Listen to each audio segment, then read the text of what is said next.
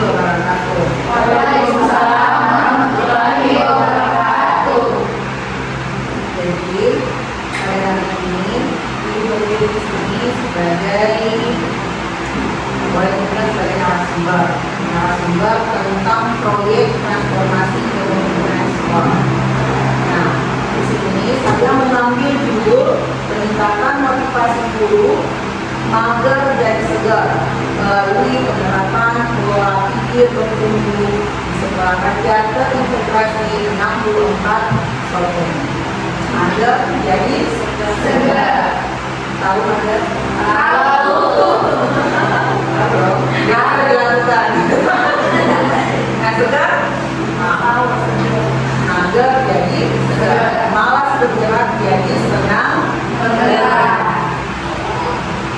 Nah, latar belakang. Kenapa saya memilih judul ini? Karena saya melihat guru di SR kita ini adalah guru muda yang sebagian besar masih belum memiliki pengalaman mengajar.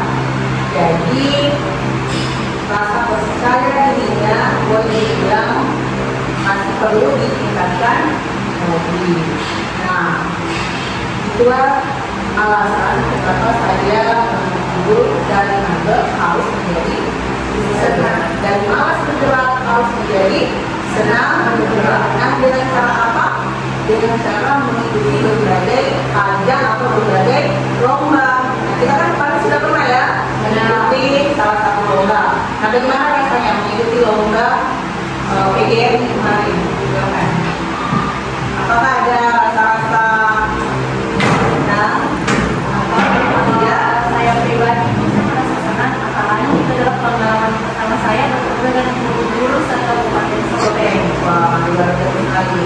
Jadi ini salah satu motivasi untuk kita semua supaya mager itu terbuang jauh-jauh dari pikirannya kita. Kemudian tujuan saya menambah judul ini, saya sangat berharap guru-guru yang ada di SR semangat dan motivasinya akan berubah total dari mager tadi menjadi segar. Nah, meskipun demikian itu tetap kembali ke pribadi sampai itu masing-masing. Bagaimana mengembangkan diri, bagaimana berinovasi, berkreasi. Jadi itu tidak harus dilakukan di luar sekolah, tapi bisa dimulai dari dalam sekolah atau dari diri sendiri ke keluarga dulu. Dari diri sendiri, gimana dimulai diri sendirinya?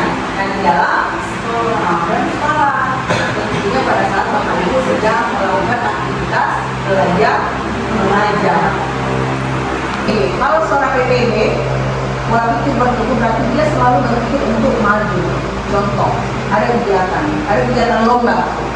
Kalau pola pikir tetapnya tidak mau dia ikut. Itu pola pikir tetapnya.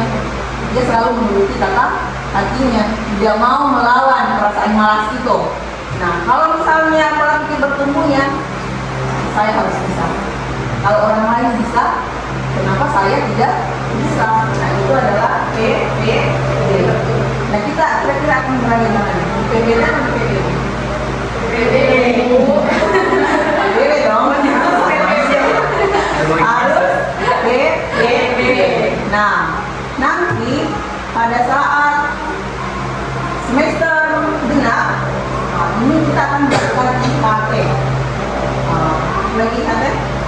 Ini ya.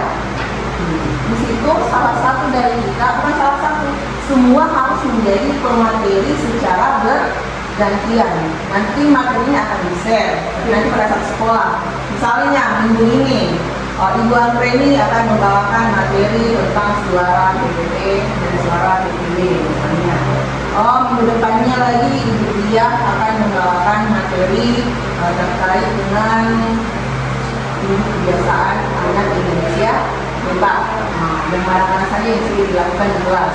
Minggu depannya lagi, misalnya Pak Sakril akan membawakan materi terkait dengan 8 dimensi profil lulusan. Karena itu harus dihafal di luar kepala. 8 profil lulusan, kebiasaan anak Indonesia hebat, kemudian pola pikir bertumbuh, satu lagi pembelajaran Ya, itu saya yang sering apa yang tentang pembelajaran mendalam. Pembelajaran mendalam ada yang ingat dimulai dari aspek mana dulu? Apakah berkesadaran dulu, bermakna, kemudian menggembirakan.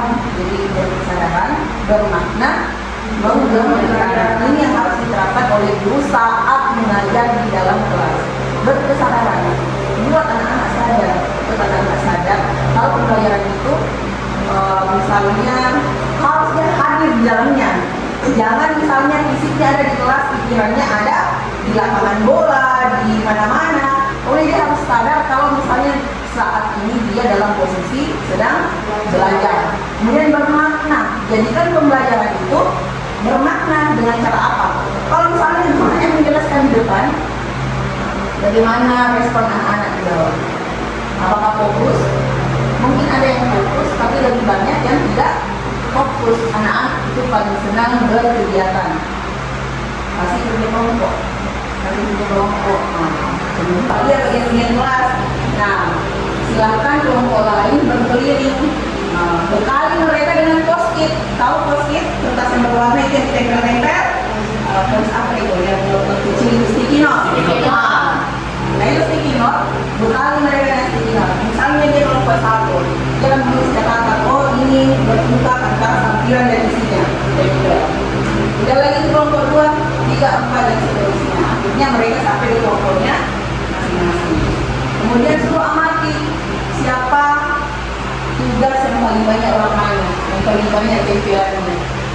Nah, suruh jelaskan apa kira-kira kesalahannya, mana letak ininya. Itu pasti mereka akan ingat, itu akan bermakna sekali lagi mereka, dan menggembirakannya juga sudah tercapai karena anak itu senang bergerak. Boleh dilakukan dengan model seperti ini. Itu hanya salah satu model, banyak model lain yang bisa dilakukan. Tinggal bagaimana